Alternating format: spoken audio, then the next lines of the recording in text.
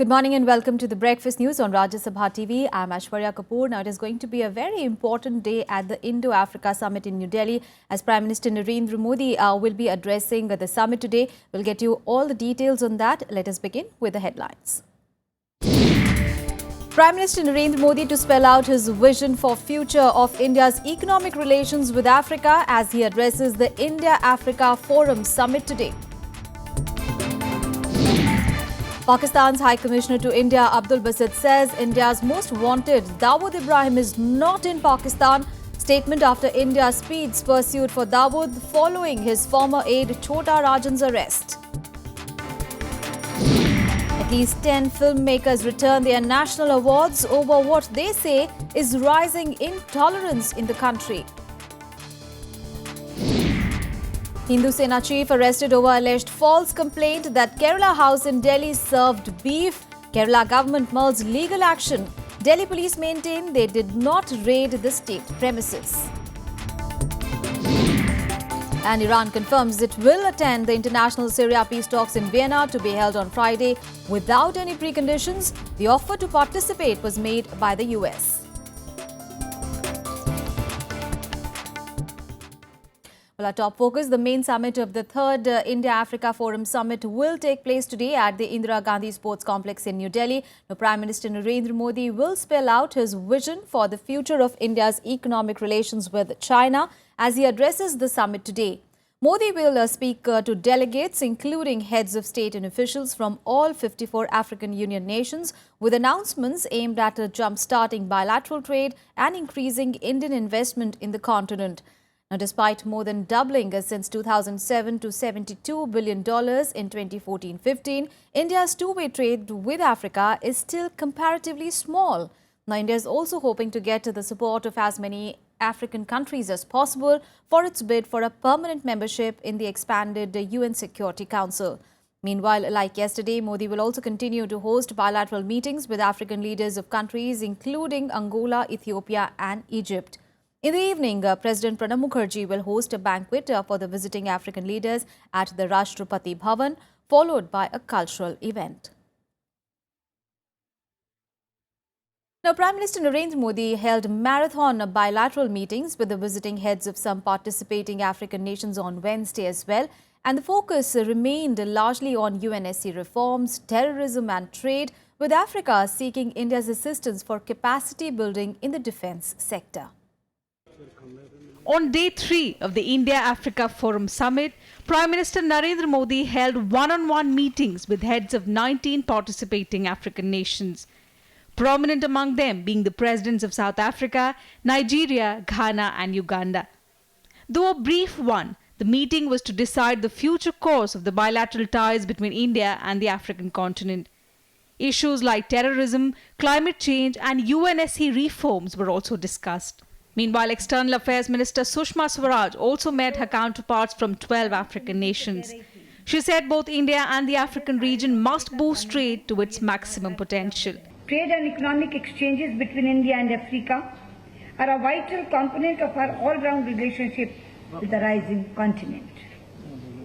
A total trade figure of about $72 billion in 2014-15 seems impressive, since it signifies more than a tenfold growth in a decade.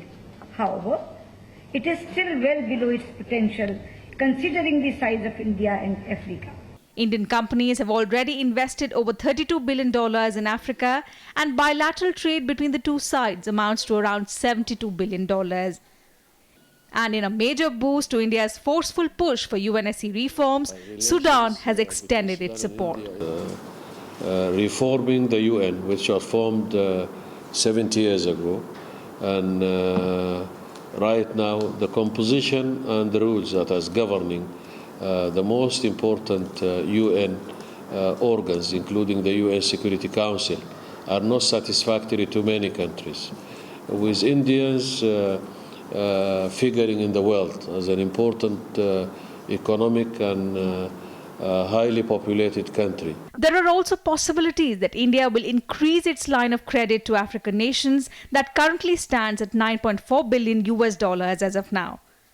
However, much will depend on what type of political and strategic initiatives are decided on Thursday to assuage competing nations like China and Europe. With Akhilesh Suman, Bureau Inputs, Rajya Sabha TV. My colleague Akhilesh Suman, who is tracking all those developments very, very closely, is with us. Akhilesh, now this is going to be the most crucial day today because the main summit of the Indo-Africa Summit is going to take place today. Prime Minister Narendra Modi will be addressing the summit today. Yeah, exactly. Aishwarya, as you said, that it is the most crucial day. But what is the main tenet of the whole summit will be decided today, because at the end of the summit, there will be a declaration, there will be a joint declaration in which the political document and also the developmental partnership document will be released.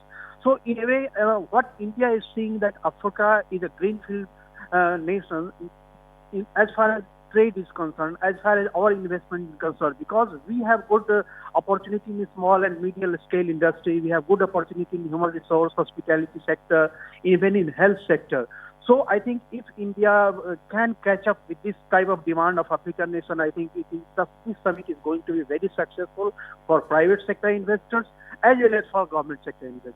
That's what I am. Akhilesh, now on Wednesday, Prime Minister Modi held a number of bilaterals with the African leaders, and there was a lot of focus on counter-terrorism, defense cooperation, anti-piracy operation. Now, this is seen as a significant shift in conversation, because earlier the leaders would talk about things like agriculture, credit, education, investment and alike, isn't it?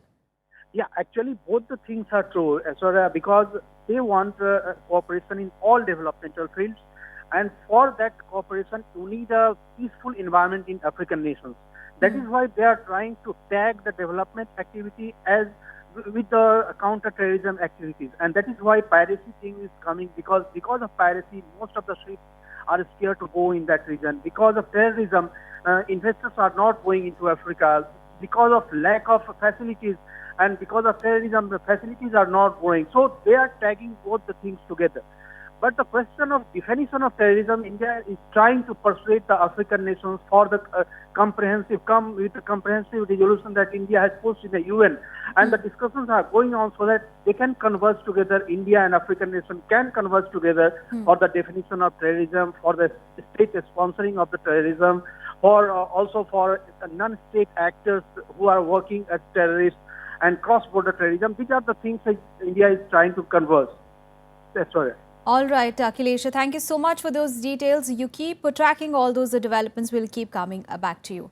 All right, let's now switch gears. Now, Pakistan's High Commissioner to India, Abdul Basit, has said that his country was not hiding India's most wanted man, Dawood Ibrahim. Now, speaking at an interaction program in Bengaluru, Basit asserted that Dawood was not in Pakistan. He also quoted Home Minister Rajnath Singh's recent statement in the Lok Sabha that India has no information on Dawood Ibrahim. Remember, India has pushed up the pursuit of underworld Don after his former key aide Chota Rajan was arrested in Bali earlier this week. Well, on being asked about his views on Jamaat-ud-Dawa, Basit said that it was a philanthropic outfit, but it would be proscribed if any reason was found fit to do so.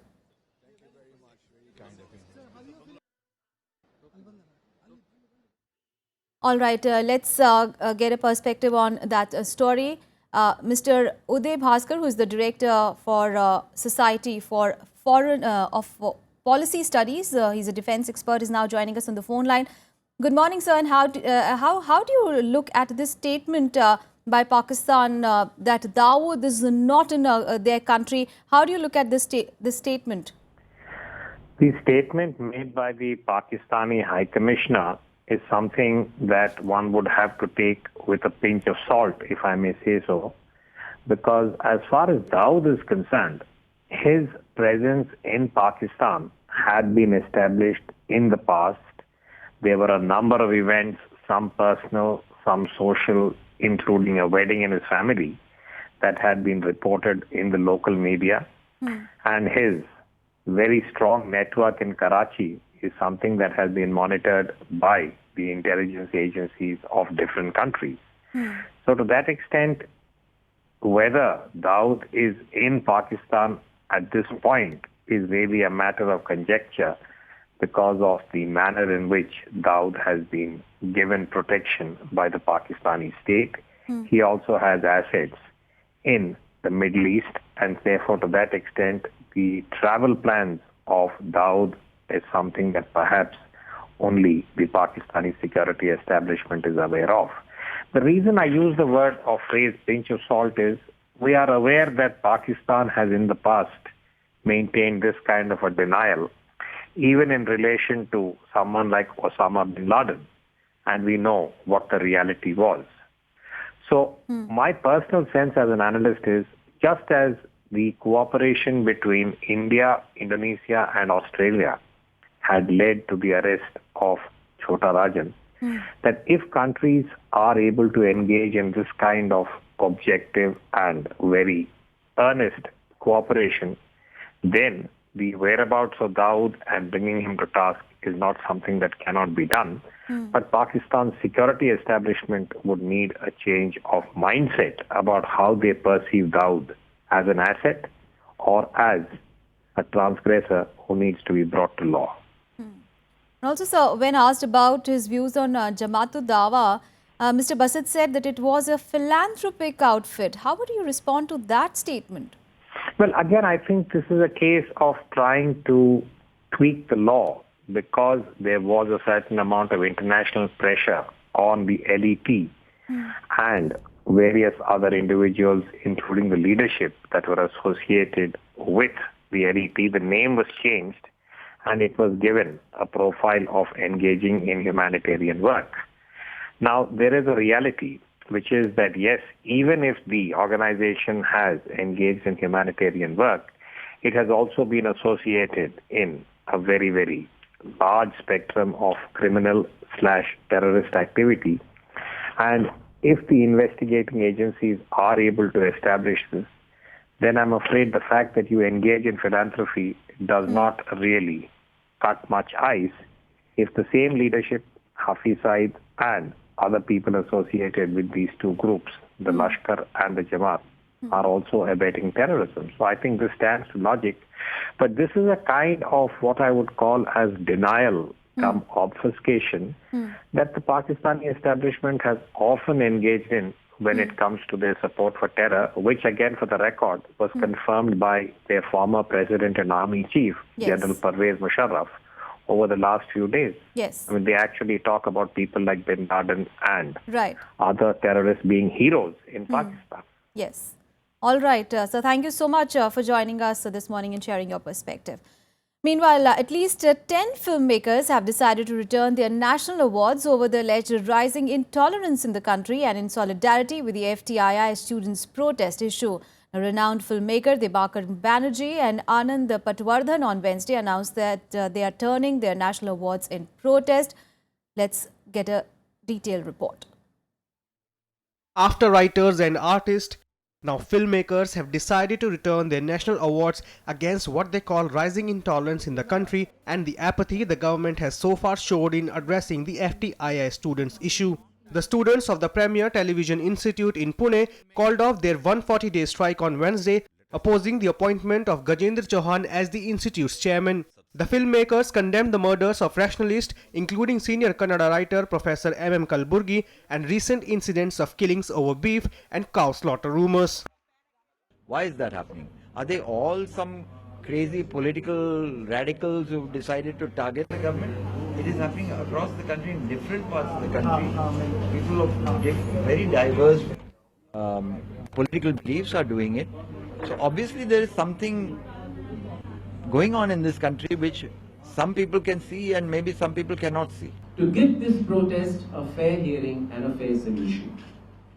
Through my humble return of this August award, and knowing fully well that I and we will be ridiculed and probably insulted and probably criticized for our actions, in all humility, I aim to speak for all Indians who want our classrooms to become a true source of learning and not of mediocrity. एक तो मैं जो writers वगैरह जो protest कर रहे हैं और आर्टिस्ट वगैरह प्रोटेस्ट कर रहे हैं, मैं उनको सॉलिडारिटी दिखाने के लिए as a film maker I have also joined in the in that protest. और मेरे लिए बड़ी बात है और मैं सोच और मेरी मैं ये आशा रखती हूँ कि ये जो मैंने इतना बड़ा कदम उठाया है इसको जो लोग देखेंगे इसके बारे में सोचेंगे कि क्यों हम लोग ये ऐसा कर रहे हैं. But hours after the filmmakers announced their move, many from their own fraternity came out against them. Actor Anupam Kher, in a series of tweets, slammed the filmmakers' decision. The opposition also took no time in targeting the centre. Everybody is appealing to the government against the level of intolerance prevailing in this country. They are all trying to bring the government to rethink the policies that this government is taking forward.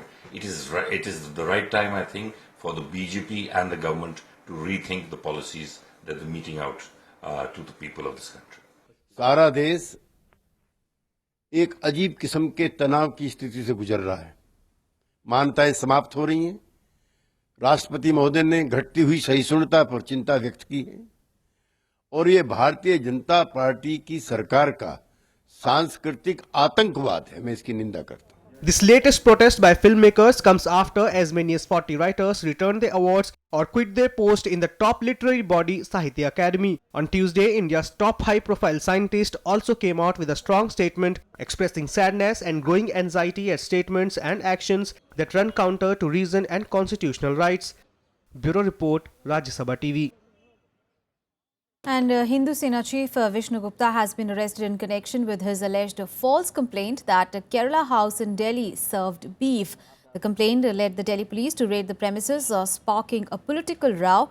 The Kerala, meanwhile, threatened legal action if the centre does not admit that the raid by police at the state-run guest house in the national capital on Monday on a complaint by Gupta was a mistake. Now slamming the Delhi police raid, people associated with various Malayali associations and Kerala-based students in Delhi staged a protest outside the Kerala house. Delhi police, meanwhile, has maintained that there was no raid that was conducted by it. The Kerala government has said that the Delhi government action has affected centre-state relations. The state government has said that the Delhi police's version is not acceptable and that it is awaiting a reply to the letter that it has sent to the Prime Minister and the Home Minister in this regard. In Breakfast News, we'll take a very short break. Stay with us.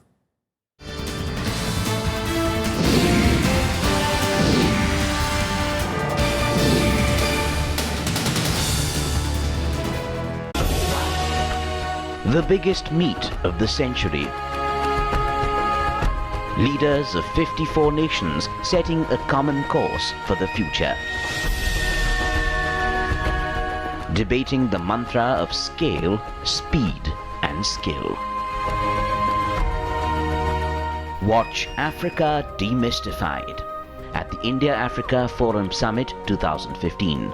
October 23rd to 30th, daily 5 to 6 p.m. on Rajya Sabha television.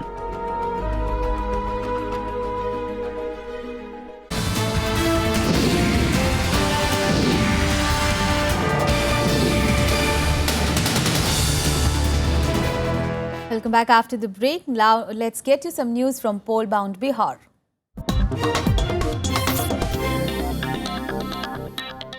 Now, Congress Vice President Rahul Gandhi will resume campaigning for the Grand Alliance with the 3 election rallies in Bihar today. The third phase of elections, remember, were held on Wednesday with 53% overall voting registered. Rahul Gandhi will address rallies in Benipate in Madhubani district, Kishanganj and Pranpur in Katihar. Now, voting in these places will take place in the 5th and the final phase of elections on 5th of November and the 1st of November.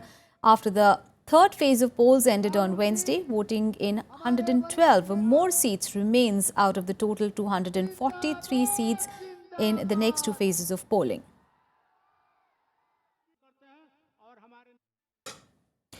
And AIMM chief Saduddin Owaisi was arrested on charges of violating the Model Code of Conduct in the Bihar elections. He was later released on bail. The incident took place in Purnia district on Wednesday, where Owaisi was allegedly making an election place at a rally at a religious place. Owaisi was arrested from the spot and booked for holding a public meeting without getting prior permission. Owaisi, however, denied that he had gone to the place for canvassing and claimed that he went there only to offer prayers and not for campaigning. The AIMM president was later released on bail on personal bond of 10,000 rupees after spending about an hour at the police station. The AIMM leader was on a visit to Pune district to campaign for his party's candidate from Besi Assembly constituency.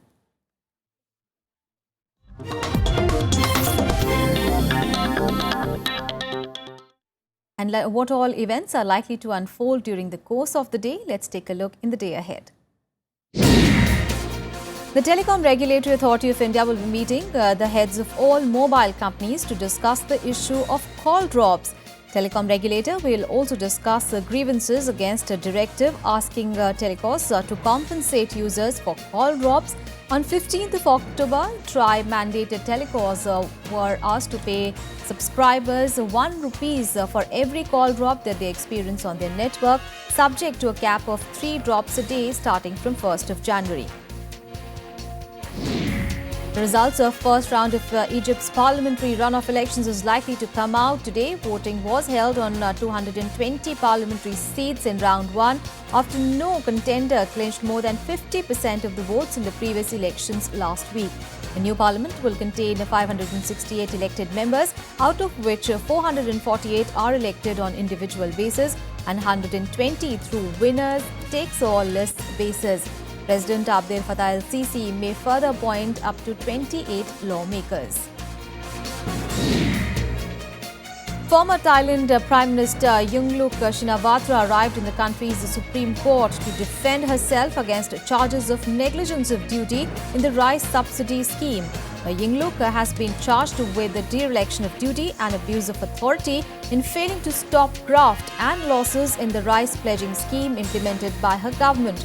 On 31st of August, the court dismissed the former Premier's petitions to delay the trial and to reject the prosecution's additional documents and witnesses in the case against her. Meanwhile, the death toll from the 7.5 magnitude earthquake that hit Afghanistan and Pakistan on Monday has risen to 385. The toll in Pakistan has risen to 267, with more than 1,800 reportedly injured. Pakistan Prime Minister Nawaz Sharif has announced a 6 lakh rupees relief package for the families of those killed in the earthquake. Relief agencies are battling to reach cold and hungry survivors, with entire communities still cut off in the mountainous regions. Afghanistan has reported 115 deaths, with more than 500 wounded. 3 Indians also died in Jammu and Kashmir. Afghanistan National Disaster Management Authority said that 7,660 homes had been destroyed and around 1,000 animals killed. The quake, which struck on Monday, was centered in Afghanistan's sparsely populated Badakhshan province, bordering Pakistan, Tajikistan and China. And in the big international story, well, Iran today confirmed that it will attend the international Syria peace talks in Vienna. And this comes just a day after US extended invitation to Iran to attend the talks for the first time. Representatives of Russia, Saudi Arabia and Turkey will also be present for the talks, which will take place on Friday. Iran has accepted the US invitation to attend Syria international peace talks without any preconditions. Foreign Minister Javad Zarif will be in Austrian capital Vienna on Friday for talks. Iran has said that Syrian President Bashar al-Assad should be part of the political process. هیچ تغییری توی موضع ایران ایجاد نشد. در ارتباط با سال اولتون هیچ تغییری در موضع ایران رخ نداده. ما از روز آغازین ایجاد درگیری ناخواسته Saudi Arabia said that their participation in Syria talks aims to test the Russian and Iranian will for peace. Both Russia and Iran have been strong supporters of Assad. Supporting the US stand on Syria, the French President François Hollande called for a political transition. View of our partners in this was that we should test the intentions of the Iranians and the Russians about their seriousness in arriving at a political solution in Syria, which we all prefer. Egypt, Iraq, Lebanon, the European Union and France would also attend the talks. However, it is not clear if the Syrian government or the opposition will attend the talks. Neither side was present at the last talks in Vienna. Even as the preparations for Friday's talks have already begun, Russia continued to pound terrorist havens in Syria. Bureau Report, Rajya Sabha TV. And German Chancellor Angela Merkel is in China for a 2-day visit to bolster trade ties and to shore up German businesses' interests challenged by Volkswagen's diesel emissions scandal. Now, Germany is China's largest EU trading partner, but slower Chinese growth has hit German exporters. Besides, there are suggestions that Germany's position as China's dominant European trading partner is under threat after Chinese President Xi Jinping's 4-day visit to Britain, where $62 billion worth of deals were sealed. Now, the German Chancellor is taking with her a delegation of nearly 20 executives representing the machinery, auto, electrical and telecommunications sector. Business leaders will join her for a lunch with Premier Li Keqiang on the second day of her visit. Well, this visit comes at a time when things are not so rosy for Merkel back home, as well, with her facing growing voter dissatisfaction over her handling of the European migration crisis. And let's have a look at some other international stories in World Wrap. China has called for a dialogue with the US over the South China Sea dispute. This comes days after the US-China face-off as the US warships breached the 12 nautical mile zone of an artificial island in the sparsely island chain, over which China claims sovereignty. The Chinese Foreign Ministry asserted that the US action is a violation of the UN Commission on the Law of the Sea and China's domestic law. Pakistan has lost its re-election bid for the UN Human Rights Council. Its current term ends by December. It polled just 105 votes in the 193-member General Assembly. A total of 18 countries were elected on Tuesday, representing the various regions. The new Republican frontrunner Ben Carson will face his first major test as he will battle the other presidential contenders in the party's third debate. The theme of the debate is the economy. Now, Ben Carson, a retired neurosurgeon, edged past businessman Donald Trump in the national polls for the first time. Voting in Tanzania's semi-autonomous Zanzibar region has been annulled after the local election commission cited gross violations during the presidential polls. Zanzibar's main opposition party expressed outrage at the election annulment. Meanwhile, the US Embassy in the statement called for a reversal of the annulment.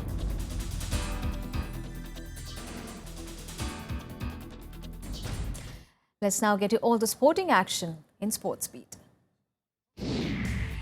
Top seeds Sania Mirza and Martina Hingis defeated the Czech pair of Andrea Halalkova and Lucy Radavoka in straight sets to virtually seal a women's doubles semi-final spot in the WTA tennis finals. The Indo-Swiss combined beat the Czech 7 seeds 6-3, 6-4.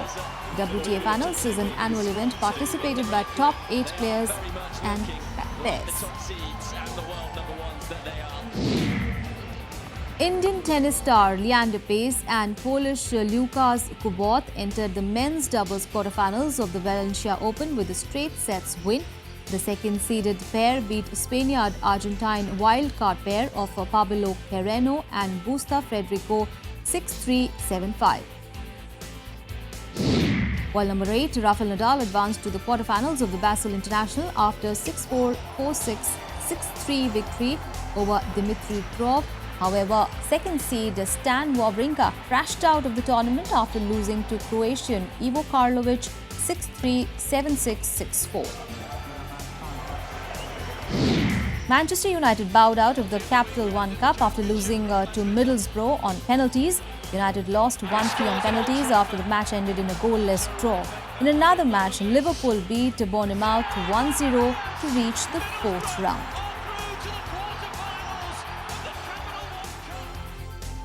Well, that's all in this edition of Breakfast News. Thanks for watching.